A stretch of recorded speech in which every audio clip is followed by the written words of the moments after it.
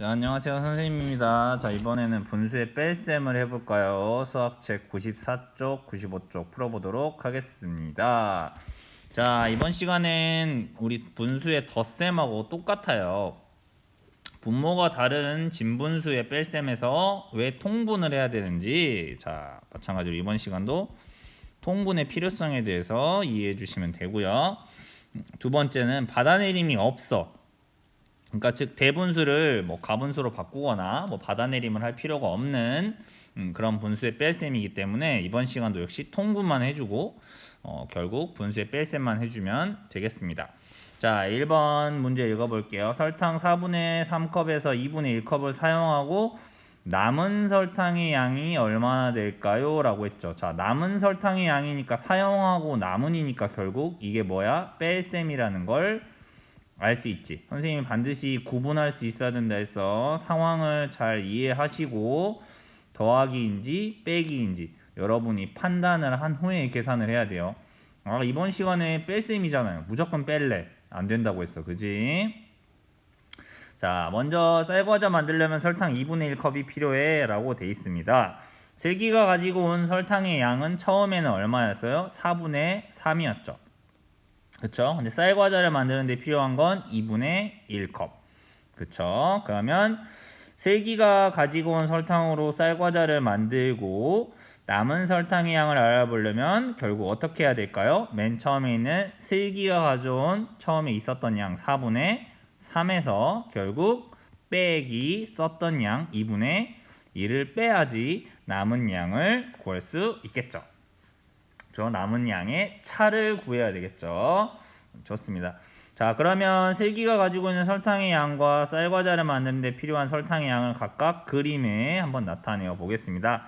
맨 처음에 있었던 양은 4분의 3, 즉 4개로 나눈 것 중에 하나, 둘, 셋, 4분의 3만큼이 있어야 되겠죠. 그 다음 쌀과자를 만드는데 필요한 양은 2분의 1이라 했으니까 전체를 2개로 나눈 것 중에 한 부분, 2분의 1 이렇게 표현을 해주면 되겠죠.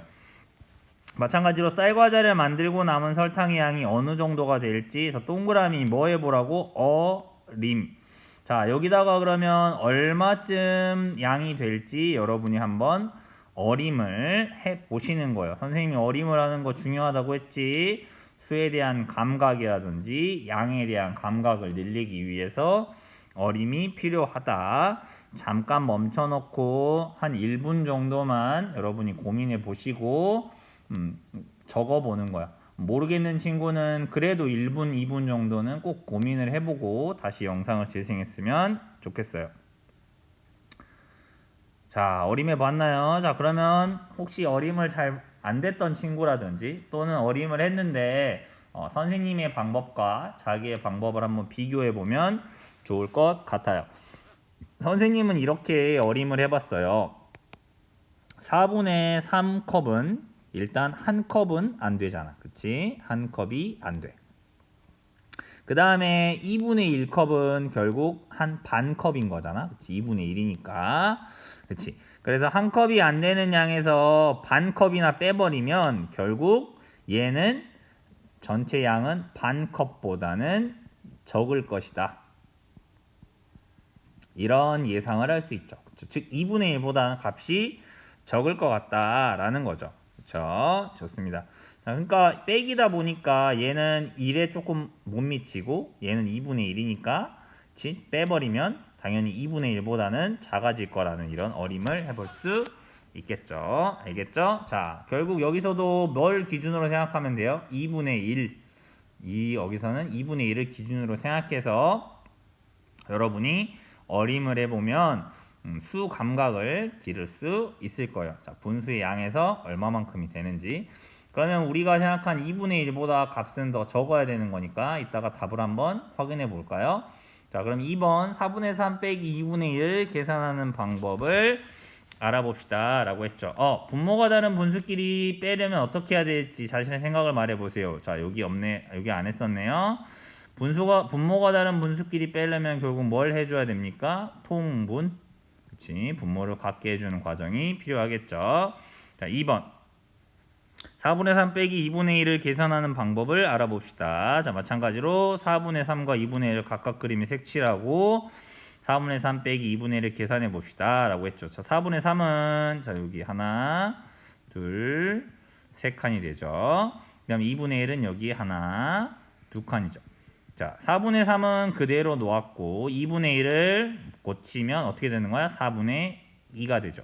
그러면 결국 4분의 3 빼기 2분의 1은 얼마가 되는 거예요? 자, 여기 3개에서 2개를 빼줬으니까 결국 뭐만 남는 거야? 여기 있는 하나만 남는 게 되겠지? 그러니까 여기 이렇게 하나만 남겠죠. 답은 얼마다? 4분의 1이 되겠다.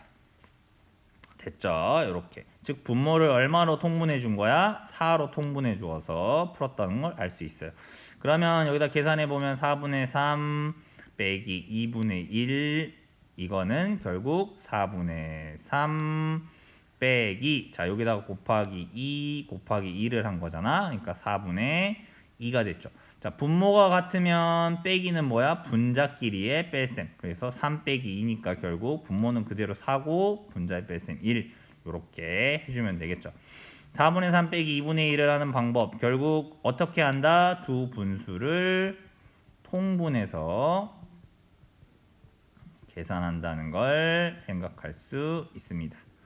통분. 그치? 자, 이거 덧셈에서 했던 거랑 똑같아요. 그쵸? 어려워할 필요가 없어요. 3번 그림을 이용하여 5분의 4 빼기 2분의 1을 계산해 봅시다. 라고 돼 있네요. 자, 5분의 4와 2분의 1을 자, 보니까 이 조각수를 몇 개로 나누었어요? 자, 여기 조각수를 몇 개로 나누었어? 10개로 나누었지. 즉, 이 말은 무슨 말이야? 5와 2의 공통분모를 몇 초로 만들었다는 걸 알 수 있어요. 공통분모를 10으로 만들었다는 것을 알 수 있어요. 결국 통분을 한다는 것은 5분의 4와 2분의 1을 10개라는 똑같은 조각수로 나누어 버리는 거랑 똑같다는 걸 생각할 수 있어요.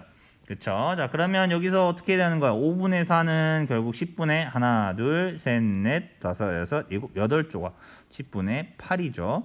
2분의 1은 하나, 둘, 셋, 넷, 5조각이니까 10분의 5. 그러니까 분모가 같을 때는 분자의 뺄셈이니까 8 빼기 5니까 10분의 3. 그림에서 확인해 보면 8개에서 여기 5개의 조각을 빼버리면 되잖아요. 빼버리면 되기 때문에 여기 3조각, 하나, 둘, 3조각이 남는다. 이렇게 생각해 주면 되겠습니다. 마찬가지로 서로 통분해서 계산을 한 것이라 할 수 있겠죠. 4번 4분의 3 빼기 6분의 1을 서로 다른 방법으로 계산한 것이다. 어떤 방법으로 계산했는지 설명해 봅시다 라고 나와 있습니다. 이것도 역시 다 공부했던 거잖아요. 맞아요? 자, 4분의 3 빼기 6분의 1 4분의 3에다가는 6을 곱해줬고 6분의 1에다가는 4를 곱해주었네요. 그래서 24분의 18 빼기 24분의 4로 바꿨고 그러면 18 빼기 4니까 24분의 14가 되었죠. 그 다음에 여기에 뭘 해줬어요? 바로 마지막에 약분했죠. 그래서 여기를 무슨 분수의 형태로 나타냈다? 기약분수의 형태로 나타내어 주었죠. 자, 그러면 이 방법은 무슨 방법이에요? 두 분모의 곱을 공통분모로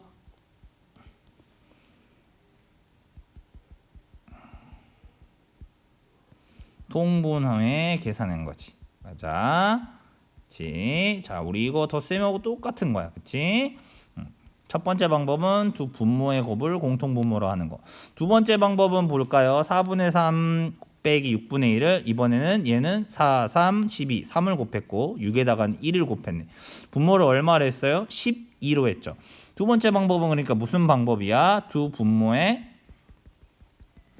뭘로 통분했다? 최소 공배수로 통분했다. 공배수로 통분 후 계산. 그쵸? 자, 요거 덧셈하고 똑같아요. 그죠? 네. 두 방법을 비교하여 어떤 점이 좋은지 이야기해 봅시다 라고 돼 있어요. 자, 여기다 쓰면 되겠죠. 두 분모의 곱을 통분하는 거. 자, 여기에 장점은 뭐였죠? 뭐가 장점이었어? 그냥 곱셈 해버리면 되니까 공통분모를 찾기가 매우 쉽죠. 그치? 왜? 6, 4, 24. 그치? 그러니까 24로 공통 분모를 굉장히 빠르게 찾을 수 있어. 근데 단점은 뭐였어요? 숫자가 너무 커질 수 있다는 단점이 있었지. 기억나지? 방법 2번째. 최소 공배수로 하는 거의 장점은 뭐였어요? 숫자가 더 작다. 그치? 아이고, 글씨를 잘못 썼네. 자, 숫자가 작다. 이거 두 번째 방법의 장점은 숫자가 작아. 그치? 작다는 장점. 그 다음에 또는 약분을 할 필요가 없는 경우들이 있다. 요런 것들이 장점. 근데 단점은 뭐야? 최소 공배수를 구하는 과정이 있어야 된다는 단점이 있었죠. 기억나죠? 좋습니다. 자, 그러니까 분수의 덧셈을 잘 이해했던 친구는 뺄셈 똑같아. 통분만 하고 덧셈에서는 더하기를 했다면 뺄셈에서는 뭐만 하면 돼요? 빼기만 해주면 되는 거예요. 그치? 자, 그럼 5번 문제 한번 풀어볼까요? 자, 이 문제도 역시 이번 시간 뺄셈 배웠으니까 무조건 앞에 거에서 뒤에 거 빼자 이렇게 생각하면 안 된다고 했어요. 자, 문제 읽어보고 땅콩 가루가 8분의 7컵이 있었다. 한 개 만드는데 사용하고 남은 땅콩 가루가 6분의 1이었다. 그러면 한 개 만드는 데는 얼마가 들었을까요? 라는 거죠. 원래 있었던 양이 요만큼이라고 치면 자, 하나를 만드는데 이만큼을 썼대. 쓰고 이 부분이 남았대. 예를 들면 나머지 부분이 남았대. 여기가. 그러면 이걸 어떻게 구하는 거야? 결국 원래 처음에 있었던 양에서 남는 양을 빼면 여기 썼던 양이 나오겠죠. 그렇죠? 그러니까 식을 세워주면 얘는 어떻게 세워주는 거야? 8분의 7 원래 있었던 양에서 남은 양 6분의 1을 빼주면 쓴 양을 구할 수 있겠죠. 맞아요. 자, 그러면 통고는 두 가지의 방법으로 한번 해볼까요? 자, 1번의 방법 먼저 해볼게요. 두 분모의 곱으로 하는 경우. 그러면 8분의 7 여기다가 곱하기 뭐 해줘야 돼? 분모끼리 곱을 해주기 위해서 곱하기 6. 그치? 그다음 빼기. 자, 꼭 까먹지 말아야 돼. 빼기는 빼기야. 요거 잘 기억해야 돼. 그 다음에 6분의 1 여기다가는 곱하기 8 곱하기 8 계산해주면 되겠죠. 8, 6, 40 8분의 7, 6, 42 빼기 6, 8에 48 8, 1은 8 그렇게 되면 결국 분모는 48분의 42 빼기 8 해주면 되겠죠. 그러면 여기서 3, 10 내려가니까 4가 남을 거고 34가 되겠네요. 34. 그 다음에 뭘 해줘야 돼? 약분 2로 하니까 2, 2, 4, 2, 4, 8 2, 1은 2, 2, 7에 14. 더 이상 약분이 안 되네요. 그러니까 24분의 17 이렇게 할 수 있겠죠. 두 번째 방법은 뭐가 될까요? 최소 공배수 8분의 7 빼기 6분의 1을 최소 공배수로 구하면 어떻게 되는 거야? 최소 공배수는 이 둘의 최소 공배수는 24. 어떻게 알아요, 선생님? 모르겠으면 여기다가 거꾸로 나누세요. 8, 6, 2, 4, 8, 2, 3은 6. 이 세 개를 곱하면 최소 공배수가 되는 거잖아요. 2, 4, 8, 8, 3, 24. 많이 해보면 자연스럽게 외우게 되는 거라고 했지. 곱하기 3, 곱하기 3, 여기다 곱하기 2, 곱하기 2. 계산하면 24분의 7, 3, 21 빼기 여기 선생님 잘못했네. 2가 아니라 6, 4지. 이렇게 써놓아야지 실수하지 않는 거야. 그치? 보고 선생님 바로 찾았죠? 24분의 4. 그러면 결국 24분의 21에서 4를 빼니까 17. 당연히 방법은 다르지만 값은 같아야 되겠죠. 자, 이렇게 분수의 뺄셈 첫 번째 시간 해보았습니다. 두 가지 방법 모두 할 줄 알아야 돼요. 알겠죠? 자, 이번 시간에 암호는요.